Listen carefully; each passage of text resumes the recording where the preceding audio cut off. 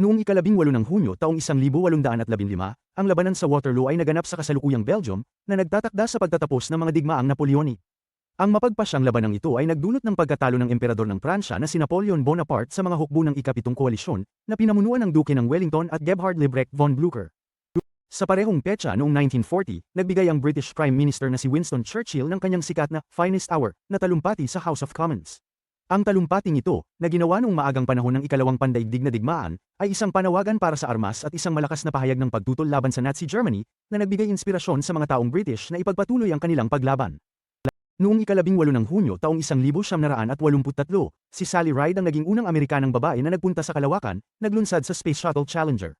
Ito ay tumatak bilang isang makabuluhang milestone sa kasaysayan ng paggalugad sa kalawakan at nagbigay daan para sa marami pang kababaihan na makapag-ambag sa larangang ito.